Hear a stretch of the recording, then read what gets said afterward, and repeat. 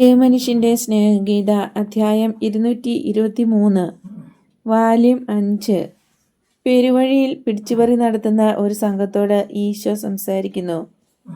നമ്മൾ പോകുന്ന സ്ഥലത്ത് ഞാൻ പ്രസംഗിക്കും. ഈശോ ഇങ്ങനെ പറയുമ്പോൾ അവരുടെ സംഘം കൂടുതൽ താഴ്ചയിലേക്ക് ഇറങ്ങിക്കൊണ്ടിരിക്കുകയാണ്. വീതി കുറഞ്ഞ് കല്ല് നിറഞ്ഞ വഴികൾ, കയറ്റവും ഇറക്കവും മാറി മാറി കുന്നുകൾ പിന്നിടുന്നു. അവസാനം കുത്തനെയുള്ള ഒരു വലിയ ഇറക്കമാണ്. ആടിന് മാത്രം ബുദ്ധിമുട്ടില്ല എന്ന് പത്രോസും പറയുന്നു. വളരെ താഴ്ചയിലുള്ള ഒരു താഴ്വരയിലെത്തുന്നു. അവിടെ അവർക്ക് ഭക്ഷണം കഴിക്കുകയും വിശ്രമിക്കുകയും ചെയ്യാം. ധാരാളം വെള്ളമുള്ള അരുവിയും അവിടെയുണ്ട്. താഴ്വരയിലെ പുൽത്തകിടികളിലും കുറ്റിക്കാടുകളിലുമായി ചെറിയ സംഘങ്ങൾ നേരത്തെ അവിടെ എത്തി ഭക്ഷണം കഴിക്കുകയും വിശ്രമിക്കുകയും ചെയ്യുന്നുണ്ട്. അറിയപ്പെട്ട ഒരു വിശ്രമ സ്ഥലമാണതെന്ന് തോന്നുന്നു. യാത്രക്കാർക്ക് ആ സ്ഥലം ഇഷ്ടമാണ്, കാരണം അവിടെ കാറ്റിന് ശക്തി കുറവാകുന്നു. ജെറുസലേമിലേക്കും യോർദാനിലേക്കും പോകുന്ന ആടുവിൽപ്പനക്കാർ, ആട്ടിൻപറ്റങ്ങളും അവയുടെ ഇടയന്മാരും, ഇങ്ങനെ നാനാതരത്തിൽപ്പെട്ട ആളുകൾ അവിടെയുണ്ട്. ചിലരെല്ലാം കുതിരപ്പുറത്താണ് യാത്ര ചെയ്യുന്നത്, എന്നാൽ അധികം പേരും കാൽനടക്കാർ തന്നെ. ഒരു വിവാഹ പാർട്ടിയും ഇപ്പോൾ വന്നു ചേരുന്നു. വധുവിൻ്റെ ആവരണത്തിനുള്ളിലൂടെ സ്വർണ്ണാഭരണങ്ങൾ മിന്നിത്തിളങ്ങുന്നു. പ്രായത്തിൽ കൗമാരം കഷ്ടിച്ച് പിന്നിട്ടു എന്ന് തോന്നിക്കുന്ന വധുവിൻ്റെ കൂടെ പ്രായം ചെന്ന 2 സ്ത്രീകളുമുണ്ട്. ഒരു മനുഷ്യനും ഇടക്കാരനായിരിക്കാം. 2 ഭൃത്യന്മാരുമുണ്ട്. സ്ത്രീകളുടെ കയ്യിലും കഴുത്തിലും ധരിച്ചിരിക്കുന്ന ആഭരണങ്ങൾ വെട്ടിത്തിളങ്ങുന്നുണ്ട്. അവർ റിബണും മണികളും മറ്റും കെട്ടി അലങ്കരിച്ചിരിക്കുന്ന കഴുതകളുടെ പുറത്താണ് യാത്ര ചെയ്തു വന്നിരിക്കുന്നത്. ഭക്ഷണം കഴിക്കാൻ ഒഴിഞ്ഞ ഒരു മൂലയിലേക്ക് അവർ പിൻവാങ്ങി. അവിടെയുള്ള ആളുകളുടെ നോട്ടം തന്നെ വധുവിനെ മാനഭംഗപ്പെടുത്തുമെന്ന ഭാവത്തിൽ. സ്ത്രീകൾ ഭക്ഷണം കഴിക്കുന്ന സമയത്ത് ഇടക്കാരൻ പേടിപ്പിക്കുന്ന രീതിയിൽ അവരെ കാത്തു നിൽക്കുന്നു. എല്ലാവർക്കും വലിയ ജിജ്ഞാസ. ഉപ്പ് വാങ്ങാൻ അല്ലെങ്കിൽ കത്തിയുണ്ടോ എന്ന് ചോദിച്ച് അവരുടെ വിവരം അറിയാൻ ആളുകൾ അങ്ങോട്ടും ഇങ്ങോട്ടും നടക്കുന്നു. വധു ആരാണ്, അവൾ എങ്ങോട്ട് പോകുന്നു, ഇതെല്ലാമാണ് അവർക്കറിയേണ്ടത്. അവിടെയുള്ള ഒരു യാത്രക്കാരന് വധു എവിടെ നിന്നാണ് വരുന്നതെന്നും മറ്റും അറിയാം. അയാൾക്ക് അതെല്ലാം പറയുന്നത് വലിയ സന്തോഷം. വേറൊരാൾ വീഞ്ഞു കൂടെ പകർന്നുകൊണ്ട് അയാളുടെ സംസാരപ്രിയം ഒന്നുകൂടെ വർദ്ധിപ്പിക്കുന്നു. ഏതാനും നിമിഷങ്ങൾക്കകം 2 കുടുംബങ്ങളെയും കുറിച്ചുള്ള എല്ലാ കാര്യങ്ങളും, പരസ്യമാക്കാൻ ഇഷ്ടപ്പെടാത്ത കാര്യങ്ങൾ ഉൾപ്പെടെ അവിടെ പരസ്യമായി. വധുവിൻ്റെ പെട്ടിയിലുള്ള ചമയങ്ങൾ എന്തെല്ലാമാണെന്ന് വരെ പറഞ്ഞു. അവളുടെ വരൻ്റെ വീട്ടിലെ സ്വത്തുക്കൾ എത്രമാത്രമാണെന്നും എല്ലാവർക്കും അറിവായി. വധു ജോപ്പായിലെ ധനികനായ ഒരു കച്ചവടക്കാരൻ്റെ മകളാണ്. വിവാഹം ചെയ്യാൻ പോകുന്നത് ജെറുസലേമിലെ ധനാഢ്യനായ ഒരു കച്ചവടക്കാരൻ്റെ മകനെയാണ്. വരൻ മുൻപേ പോയിട്ടുണ്ട്. വിവാഹവീട് ഭംഗിയായി അലങ്കരിച്ച് വധുവിനും ഉചിതമായ സ്വീകരണം നൽകാൻ വധുവിനെ അനുഗമിക്കുന്ന മനുഷ്യൻ വരൻ്റെ ഒരു സ്നേഹിതനും ഒരു രത്നവ്യാപാരിയുടെ മകനുമാണ്. വരൻ സ്വർണ്ണപ്പണിക്കാരനും വധുവിൻ്റെ പിതാവ് ജൗളി വ്യാപാരിയുമാണ്. ആ വായാടി മനുഷ്യൻ അപ്പസ്തോല സംഘത്തോടടുത്തായിരുന്നതിനാൽ തോമസ് അയാളുടെ സംസാരം കേട്ടുകൊണ്ട് ചോദിക്കുന്നു, അപ്പോൾ വരൻ ലേവിയുടെ മകൻ നഥാനിയേലാണോ? അതെ, അവൻ തന്നെ. നീ അവനെ അറിയുമോ? അവൻ്റെ പിതാവിനെ ഞാൻ നന്നായി അറിയും, കാരണം അയാളുമായി ഞാൻ കച്ചവടം നടത്തിയിട്ടുണ്ട്. നഥാനിയേലിനെ എനിക്ക് അത്ര പരിചയമില്ല. നല്ല പൈസ പാർട്ടിയുടെ കല്യാണം. സന്തോഷവതിയായ വധു സ്വർണം കൊണ്ട് അവളെ പൊതിഞ്ഞിരിക്കുകയാണ്. അബ്രാഹാം വധുവിൻ്റെ അമ്മയുടെ ഒരു ബന്ധുവും വരൻ്റെ സ്നേഹിതൻ്റെ പിതാവുമാണ്. അയാളും വരൻ്റെ പിതാവും വരനും സമൂഹത്തിൽ വളരെ മികവും നേടിയിട്ടുണ്ട്. വധുവിൻ്റെ പെട്ടികളിലുള്ള സാധനങ്ങൾ അനേകം സ്വർണ്ണ താലന്തുകൾ വിലപിടിപ്പുള്ളവയാണെന്നാ പറയുന്നത്. എൻ്റെ സർവശക്തനായ കർത്താവേ, പത്രോസ് ഇങ്ങനെ വിസ്മയം പൂണ്ട് പറഞ്ഞിട്ട് ചൂളമടിച്ചുകൊണ്ട് വീണ്ടും പറയുന്നു, പ്രധാന ചരക്കുകളെല്ലാം മറ്റുള്ളവയോട് കിടപിടിക്കുന്നതാണോ എന്ന് ഞാനൊന്ന് അടുത്ത് എന്ന് നോക്കട്ടെ.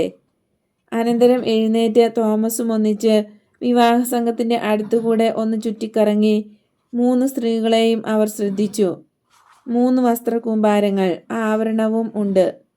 അതിനിടയിൽ കൂടെ ആഭരണങ്ങൾ അണിഞ്ഞിട്ടുള്ള കരങ്ങളും കൈത്തണ്ടുകളും അല്പമായി പുറത്തു വരുന്നത് കാണാം.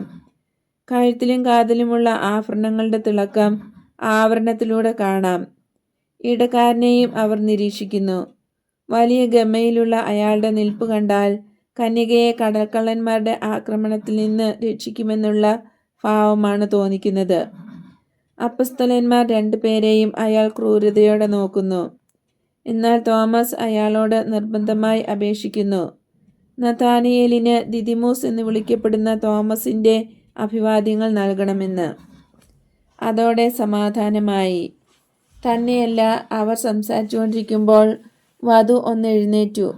മേലങ്കിയും ശിരോവസ്ത്രവും താഴെ വീണ് പോയതിനാൽ അവളെ ശരിക്കും കണ്ടു. ഒരു വിഗ്രഹത്തെ അണിയിക്കുന്നത് പോലെ അണിയിച്ചിരിക്കുന്ന ആഭരണങ്ങളും വിശേഷ വസ്ത്രങ്ങളും അവളുടെ രൂപലാവണ്യവും മനസ്സിലായി. ഏറിയാൽ 15 വയസ്സ് കാണും അവൾക്ക്. എല്ലാം നോക്കി കാണുന്നുണ്ടവൾ. ഒട്ടും അടങ്ങിയിരിക്കുന്നില്ല. പ്രായം ചെന്ന സ്ത്രീകളുടെ താക്കീതുകളൊന്നും അവൾ വകവയ്ക്കാതെ ഒരിളക്കമാണ്. ഹെയർ പിന്നുകളെല്ലാം ഊരി വീണ്ടും കൂടുതൽ വിലപിടിപ്പുള്ള പിന്നുകൾ കുത്തി ശരിയാക്കുന്നു. ബെൽറ്റ് അഴിച്ച് ഒന്നുകൂടെ മുറുക്കി കെട്ടുന്നു. രത്നങ്ങൾ പതിച്ച ബെൽറ്റാണ്. ചെരുപ്പിൻ്റെ കെട്ടഴിച്ച് വീണ്ടും കെട്ടിവയ്ക്കുന്നു. ഇങ്ങനെയെല്ലാം ചെയ്യുന്നതിനാൽ അവളുടെ മനോഹരമായ മുടി, മൃദുലവും സുന്ദരവുമായ കരങ്ങൾ, ഒതുങ്ങിയ ഇടക്കെട്ട്, നല്ല അഴകും വടിവുമുള്ള ശരീരം, ഭംഗിയുള്ള പാദങ്ങൾ എല്ലാം ഇവർക്ക് വ്യക്തമാക്കി കൊടുക്കുന്നു. മങ്ങിയ പകലിൻ്റെ പ്രകാശത്തിലും ആദ്യമേ കൂട്ടിയ ആഴിയുടെ വെളിച്ചത്തിലും ആഭരണങ്ങളെല്ലാം മിന്നി പ്രകാശിക്കുന്നുണ്ട്. പത്രോസും തോമസും തിരിച്ചു പോവുകയാണ്. തോമസ് അഭിപ്രായം പറയുന്നു, അവൾ സുന്ദരിയാണ്, നല്ലപോലെ വിലസാൻ അറിയാവുന്നവളാ. ഒരുപക്ഷെ എന്നാൽ നിന്റെ സ്നേഹിതൻ നഥാനയേൽ വേഗം തന്നെ മനസ്സിലാക്കും. അയാൾ പണിക്ക് സ്വർണം ചൂടാക്കുന്ന സമയത്ത് അവൻ്റെ കിടക്ക ചൂടാക്കുന്നതിന് ഒരാളുണ്ടെന്ന്. അവൻ്റെ സ്നേഹിതൻ ഒരു മുഴുമണ്ടനാ. വധുവിനെ നല്ല കയ്യിലാ കൊടുത്തിരിക്കുന്നത്. സ്നേഹിതനോടൊപ്പം ഇരുന്നു കൊണ്ട് പത്രോസ് പറയുന്നു, ആ വായാടി വിട്ടിയെക്കൊണ്ട് എല്ലാം പറയിച്ച ആ മനുഷ്യനെ എനിക്ക് തീരെ പിടിച്ചില്ല. അവൻ ആഗ്രഹിച്ചതെല്ലാം കേട്ട് കഴിഞ്ഞപ്പോൾ അയാൾ പർവ്വതത്തിലേക്ക് കയറിപ്പോയി. ഇതൊരു ചീത്ത സ്ഥലമാ. കാലാവസ്ഥയാണെങ്കിൽ പിടിച്ചുപറിക്കാരായ കൊള്ളക്കാർക്ക് ഏറ്റവും അനുകൂലവും നിലാവുള്ള രാത്രികൾ തളർത്തിക്കളയുന്ന ചൂടും. വൃക്ഷങ്ങളിലെല്ലാം ഇല തിങ്ങി നിൽക്കുന്നു. ഈ സ്ഥലം എനിക്ക് ഒട്ടും ഇഷ്ടപ്പെടുന്നില്ല. ബെർത്തലോമിയോ പിറുപിറുക്കുന്നു. തുടർന്ന് യാത്രയാകുന്നതായിരുന്നു കുറെ കൂടെ നല്ലത്. ധനത്തിൻ്റെ കാര്യമെല്ലാം വിളമ്പിയ ആ മണ്ടൻ വലിയ കാവൽക്കാരൻ, നിഴലിനെ പേടിപ്പിക്കുന്ന അവൻ, ശരീരമുള്ളവരെ കാണാൻ പറ്റാത്ത ധീരൻ. കൊള്ളാം, തീ കൂട്ടിയിരിക്കുന്നതിനടുത്ത് ഞാൻ പോയി കാവലിരിക്കാം. എൻ്റെ കൂടെ ആരാണ് വരുന്നത്? പത്രോസ് ചോദിക്കുന്നു. ഞാൻ വരാം സൈമൺ, എനിക്ക് ഉറക്കം നഷ്ടപ്പെട്ടാലും ബുദ്ധിമുട്ടില്ല, തീഷ്ണൻ മറുപടി പറയുന്നു. തനിച്ച് യാത്ര ചെയ്യുന്ന പലരും എഴുന്നേറ്റ് പല പ്രാവശ്യമായി പോയിക്കഴിഞ്ഞു. ഇടയന്മാരും അവരുടെ ആട്ടിൻപറ്റവും വിവാഹ സംഘവും 3 ആടുവിൽപ്പനക്കാരും അപ്പസ്തോല സംഘവും മാത്രം അവശേഷിച്ചു. ആടുവിൽപ്പനക്കാർ ഉറക്കം പിടിച്ചു. വധു കൂടാരത്തിൽ ഉറങ്ങാൻ തുടങ്ങി. ഭൃത്യന്മാർ നേരത്തെ തന്നെ കൂടാരം സ്ഥാപിച്ചിരുന്നു. അപ്പസ്തോലന്മാർ വിശ്രമത്തിന് സൗകര്യമുള്ള സ്ഥലം തിരയുമ്പോൾ ഈശോ ഏകനായി പ്രാർത്ഥിക്കാൻ പോയി. ഇടയന്മാർ ആട്ടിൻപറ്റങ്ങൾ കിടക്കുന്ന തെളിഞ്ഞ സ്ഥലത്തിൻ്റെ നടുവിൽ തീ കൂട്ടി. പത്രോസും സൈമണും കൂടെ ആ മനുഷ്യൻ മലയിലേക്ക് കയറിപ്പോയ വഴിയുടെ ഭാഗത്ത് വലിയ ആഴി കൂട്ടി. ആ മനുഷ്യനാണ് ബെർത്തലോമിയോയിൽ സംശയം ജനിപ്പിച്ചത്. സമയം കുറെ കടന്നുപോയി. കൂർക്കം വലിക്കാത്തവർ ഉറക്കം പിടിച്ച് ഇരുന്നാടുന്നു.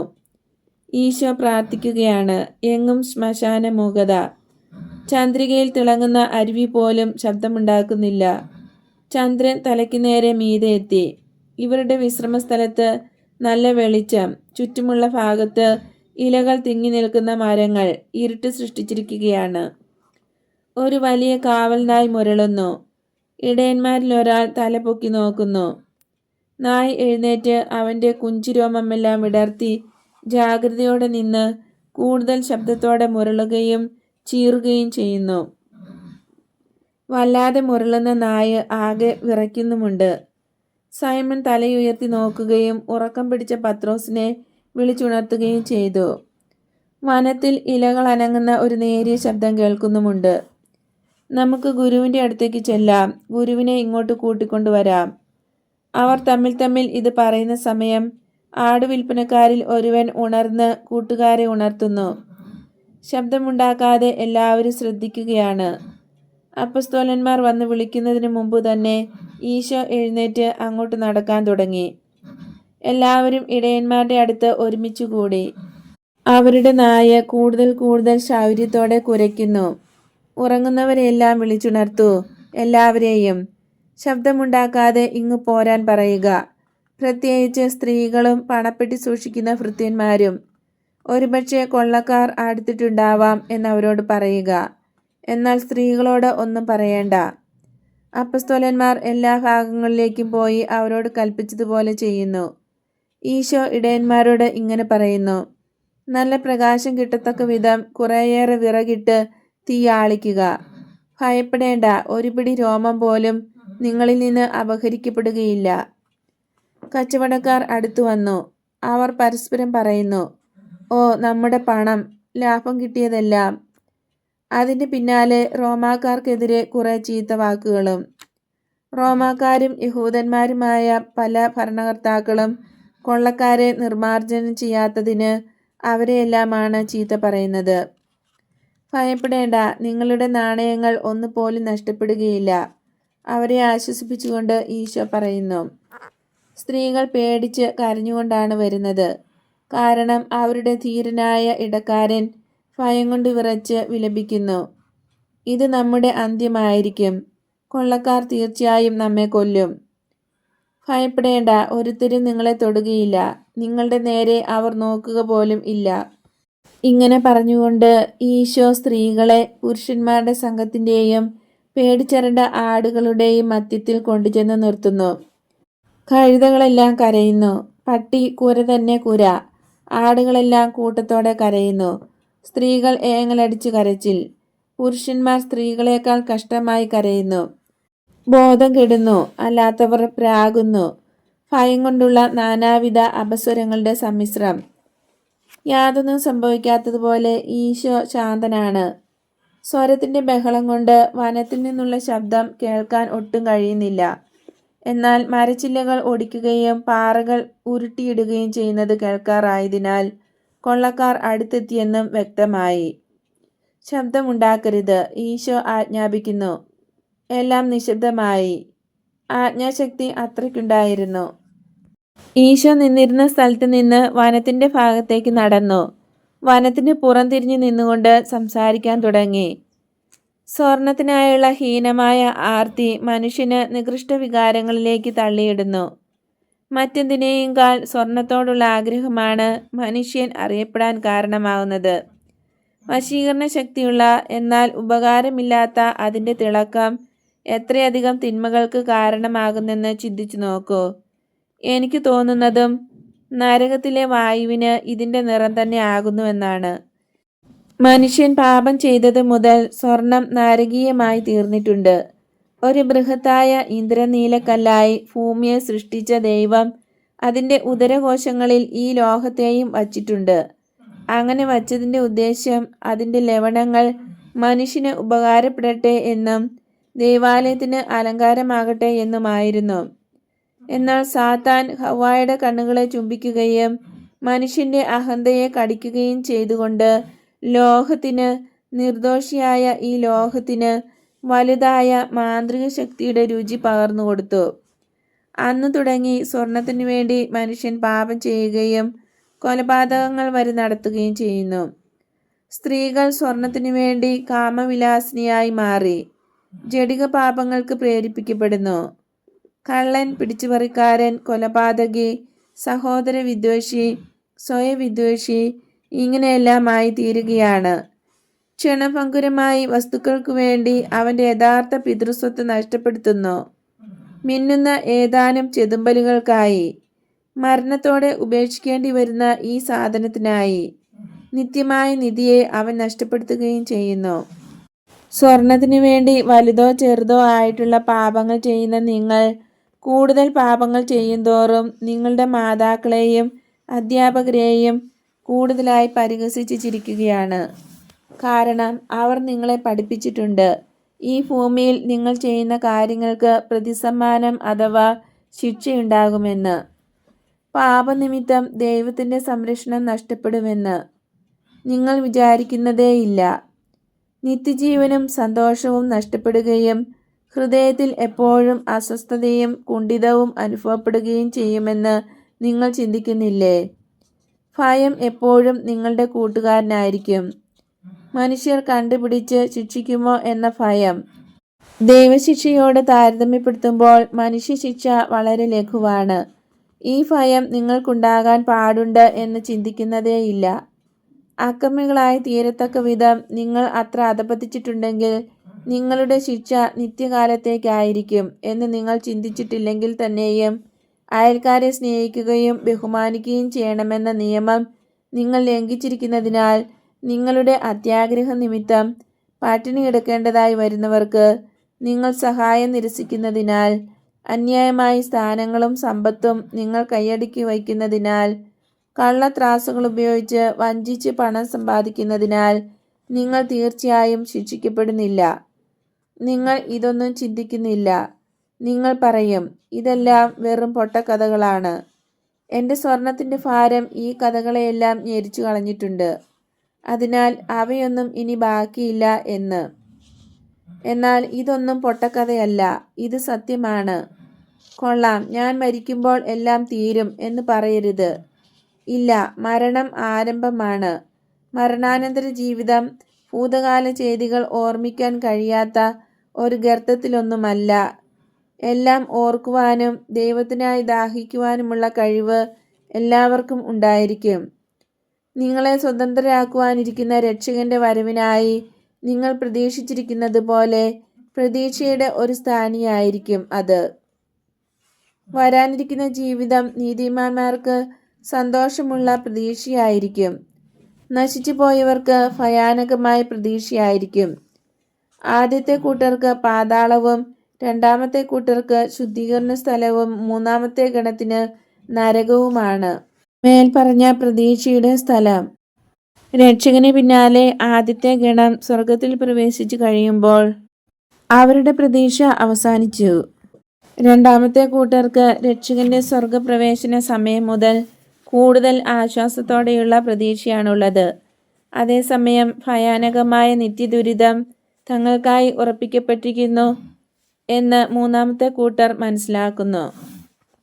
പാപികളായ നിങ്ങൾ ഇതേക്കുറിച്ച് ചിന്തിക്കൂ. അനുതപിക്കുന്നതിന് ഇപ്പോഴും സമയം തീരെ വൈകിപ്പോയിട്ടില്ല. നിങ്ങൾക്കായി സ്വർഗത്തിൽ എഴുതപ്പെട്ടിരിക്കുന്ന വിധിവാചകം മാറ്റാൻ ശ്രമിക്കുക. ആത്മാർത്ഥമായ അനുതാപത്താൽ അത് നേരെ മറിച്ച് നിങ്ങൾ തന്നെ മനസ്സായി കുറഞ്ഞ പക്ഷം പരിഹാരത്തിനുള്ള സ്ഥലമെങ്കിലും ആക്കി തീർക്കട്ടെ.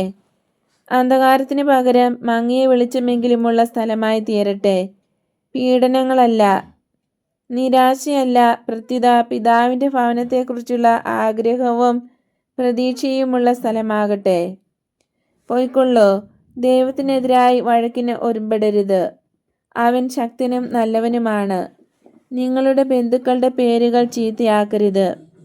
ആ അരുവിയുടെ രോദനം ശ്രദ്ധിക്കുക.